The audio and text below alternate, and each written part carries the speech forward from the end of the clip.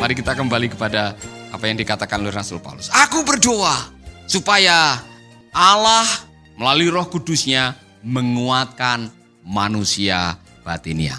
Saudara-saudara, saya pernah pakai ilustrasi ini dan saudara masih ingat. Jadi gini, kalau saudara hanya memperhatikan yang di luar, manusia lahiriahnya, ya kan, makan makanan yang enak, ya kan, pakai baju yang mahal, make up-nya yang luar biasa, pakai baju yang baru yang paling mahal. Tapi kalau yang di dalam tidak diperhatikan, suatu saat akan ketahuan. Contoh aja, saya pakai jas baru, sepatu baru, semua baru, jam yang baru. Tapi yang di dalam, mohon maaf, pakaian dalam saya tidak dicuci 3 bulan. Saya hanya mau tampil yang bagus kelihatan di luar, yang di dalam tidak dicuci 3 bulan. Saudara tidak akan pernah tenang, saudara akan merasa gatal karena yang di dalam ini berpengaruh, saudara. Jangan hanya tampil yang di luar, tolong yang di dalam diperhatikan juga. Amin. Saya pernah lihat di YouTube ada seorang yang gagah perkasa, waktu jongkok ketahuan, robek-robek dalamnya. Tidak diperhatikan dengan baik. Saudara, jadi tolong peliharalah manusia batinnya, saudara. Rawatlah iman, saudara. Kasih makan jiwa, saudara. Perhatikan inner life, saudara. Sehingga suatu saat, waktu menghadapi kesulitan, saudara tetap bisa menyinarkan aura positif, aura kehidupan yang luar biasa. Amin. Oke, doa yang kedua.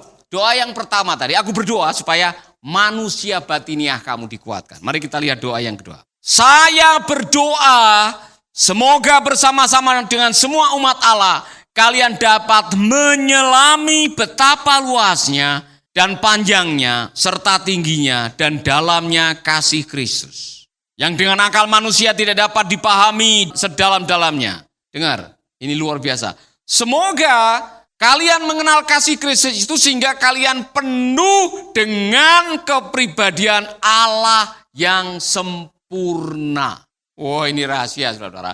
Saya heran, Rasul Paulus tidak pernah berdoa untuk jemaatnya. Tidak ada satupun kalimat melalui surat-suratnya. Saya berdoa supaya kamu naik pangkat, banyak harta, dan dilimpahi dengan kekayaan. Saya berdoa supaya kamu tidak pernah sakit. Tidak ada. Doanya Rasul Paulus tidak ada yang seperti itu. Rasul Paulus berdoa supaya kamu dapat memahami dimensi kasih Kristus dalam panjang lebar. Karena apa? Walaupun itu di luar kemampuan kita untuk memahami, waktu kita bisa memahami dan menghayati kasih Allah, seluruh kepenuhan Allah ada di dalam diri saudara. Saya merenung ini, saudara. Ini luar biasa sekali. Ini rahasia yang dia sebut sebagai rahasia di ayat-ayat yang sebelumnya. Begini, Allah itu kasih. God is love. Dan 10 hukum Allah itu diringkas jadi satu oleh Tuhan Yesus. Bunyinya, kasihilah Tuhan Allahmu dan dengan segenap jiwamu. Dan kasihilah sesamamu. Jadi Allah itu kasih. Karena Allah itu kasih, seluruh hukum kehidupan dirangkum jadi satu. Hukum kasih. Maka kalau engkau sudah hidup di dalam kasih Allah, seluruh kepenuhan Allah akan ada di dalam hidup saudara. Karena Allah itu kasih. Amin. Maka saudara-saudara, jangan heran kalau Tuhan Yesus sendiri, dia di dalam kehidupannya, dia membuktikan hukum itu. Di dalam segala sesuatu yang dia kerjakan selalu dimotivasi oleh satu kalimat. Maka tergeraklah hati Yesus oleh belas kasihan. Boleh dikatakan Yesus sedang menjadi pelaku hukum yang dia buat sendiri. Dia hidup di dalam kasih.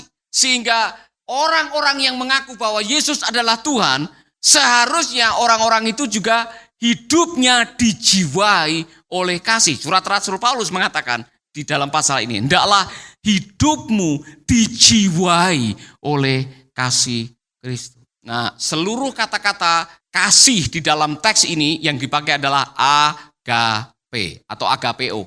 Kasih Allah, kasih surga, kasih yang tertinggi. Dan Rasul Paulus mengatakan nanti hanya ada 3 hal yang penting dalam hidup ini. Iman, pengharapan, dan kasih. Dan yang terutama adalah kasih. Saya renungkan memang benar ini. Kalau Anda memiliki kasih agape dalam hidup saudara akan awet muda. Seperti apa yang dilakukan oleh David Hawkins yang sudah pernah saya sebutkan. Dia meneliti ribuan orang selama 20 tahun. Sebagai ahli jiwa, dia meneliti orang-orang dan dia menemukan sebuah kesimpulan bahwa orang-orang yang tahu bahwa dirinya dikasihi dan mau berbagi kasih karena love demand object. Anda dikasihi, tapi kalau tidak punya tempat menyalurkan kasih, Anda akan sekarat. God is love, makanya dia menciptakan manusia menjadi saluran kasihnya untuk berbagi kasih. Dan orang-orang yang sudah menerima kasih Allah perlu berbagi kasih dengan sesama. Dan orang-orang yang menerima kasih dan mau berbagi kasih, saudara-saudara, orang-orang itu akan mengalami hal-hal yang luar biasa di dalam hidupnya. Amin. Ini contoh saja. Teman saya Pak Paulus yang dari Jakarta itu, dia ngaku setiap kali pulang dari mission trip bisa berbagi kasih. Dia sehat, dia kuat, dia semangat. Dan itu benar dikatakan oleh David Hawkins. Orang-orang yang merasa dikasihi dan mau berbagi kasih, getaran kasihnya di atas 200 Hz. Orang-orang itu jarang sakit, ya kan?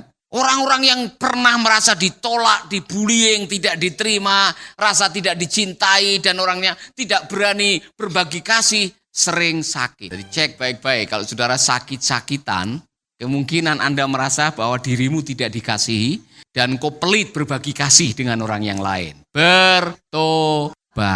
Menurut Pak David Hawkins, hanya ada satu orang yang getaran kasihnya di atas 700, yaitu Yesus Kristus. Maka Yesus tidak pernah sakit.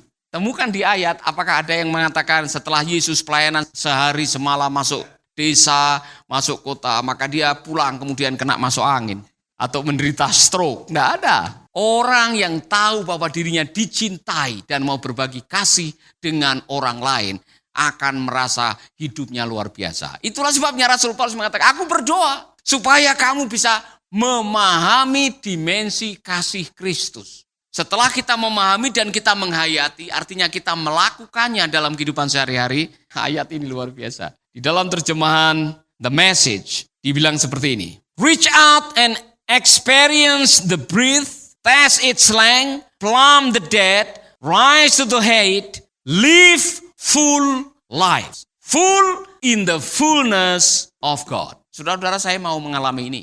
Apa artinya? Ketika engkau hidup di dalam kasih, karena Allah adalah kasih, maka seluruh kepenuhan Allah ada di dalam diri saudara. Ya kan? Kasih itu apa? Kasih lemah lembut, kasih murah hati, kasih tidak sombong, kasih itu semua karakter ilahi. Sabar, maha sabar, ya kan? Murah hati. Maka orang yang hidup di dalam kepenuhan kasih Allah seharusnya hidupnya dipenuhi dengan karakter ilahi seperti tadi. Amin. Haleluya. Orang yang hidupnya penuh dengan kasih, dia apa-apakan juga masih bisa senyum, ya kan? Dia murah hati, dia mengampuni, tidak sakit hati, dia punya sukacita yang luar biasa yang tidak dipengaruhi oleh keadaan yang ada di luar sana. Haleluya. Amin. Bisa mengalami ini, bisa mempraktekkan ini, saudara-saudara? Oh, Pak, tidak mungkin. Mungkin. Caranya bagaimana? Undang Yesus masuk di dalam hatimu, biarkan dia menguatkan manusia batiniah kamu. Dalami dan resapi pikiran dan perasaan Kristus, lakukan dalam kehidupan sehari-hari, maka seluruh kepenuhan Allah ada di dalam hidup kita. Itu doanya Rasul Paulus. Semoga kalian dapat mengenal kasih itu, sehingga kalian penuh dengan kepribadian Kristus. Mari kita sekarang kembali kepada Efesus pasal 3. Saya mengajak saudara membaca Efesus pasal 3. Nanti saudara akan menemukan ayat-ayat yang berikutnya yang bunyinya luar biasa. Dari situ saudara bisa memahami betapa luar biasanya kebenaran itu. Efesus pasal yang ketiga, ayat yang ke-20. Bagi dialah yang dapat melakukan apa? Jauh lebih banyak daripada yang kita doakan atau pikirkan. Seperti yang ternyata dari kuasa yang bekerja di dalam kita. Bagi dialah kemuliaan di dalam jemaat dan di dalam Kristus Yesus turun-temurun sampai selama-lamanya. Buktikan sendiri waktu Anda hidup di dalam kasih Allah dan mengizinkan Yesus hidup di dalam batin saudara dan menguatkan batinnya saudara. Dan seluruh hukum kasih Anda praktekkan. Anda bisa melakukan hal-hal yang jauh lebih banyak daripada apa yang saudara pikirkan. Ada hal-hal yang luar biasa yang saudara tidak pernah menyangka. Tiba-tiba saudara mendapatkan karunia oleh Tuhan untuk melakukan sesuatu yang tidak pernah saudara bayangkan. Tidak usah mereka-reka perkara, tidak usah menggunakan cara-cara.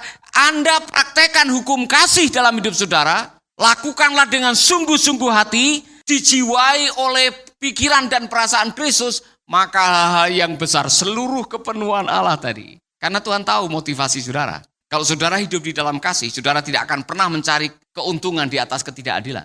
Kalau saudara hidup di dalam kasih, saudara tidak akan pernah menyalahgunakan jabatan atau posisi saudara. Saudara melakukan semata-mata oleh karena kasih. Rasul Paulus dipakai Tuhan dengan luar biasa dan dia menyadari kalau dia diberi kekuatan untuk melakukan yang besar karena dia tahu itu semua dijiwai oleh kasih. Haleluya. Saya kadang-kadang merenung juga, ini luar biasa ya. Kadang-kadang ada hal yang saya tidak pernah bayangkan dan itu terjadi. Jadi bulan Februari nanti ini ada hal yang baru yang saya tidak pernah alami. Tuhan berikan sesuatu yang luar biasa. Saya akan berkhotbah di beberapa gereja yang belum pernah mengundang saya. Dan itu gereja yang cukup besar, saudara. Demikian juga nanti pada waktu ke Amerika, sudah ada beberapa undangan khotbah seperti khotbah di chapelnya Dallas Baptist University. Itu tidak gampang, saudara. Tidak semua bisa khotbah di situ. Khotbah di First Baptist di kota Enid itu bukan sesuatu yang mudah untuk di situ. Tapi saya melihat semua ini terjadi dibukakan oleh Tuhan. Hal-hal yang jauh lebih besar itu terjadi waktu dengan kasih kita mau melakukan hal-hal yang kecil. Amin. Hendaklah hidupmu dijiwai oleh kasih Allah. Artinya semua yang Anda lakukan itu lahir karena kasih, bukan dengan motivasi yang lain. Dan saudara akan dipakai Tuhan dengan luar biasa. Amin. Sahabat, Anda baru saja mendengarkan program Making Life Better. Hubungi kami di 0811 3901 144 atau 0811 3901 140. Mari dukung pelayanan Making Life Better melalui rekening BCA 66 900 30525. Sekali lagi, 66 900 30525. Atas nama Paulus Wiratno. Terima kasih, Tuhan Yesus memberkati. Making life better.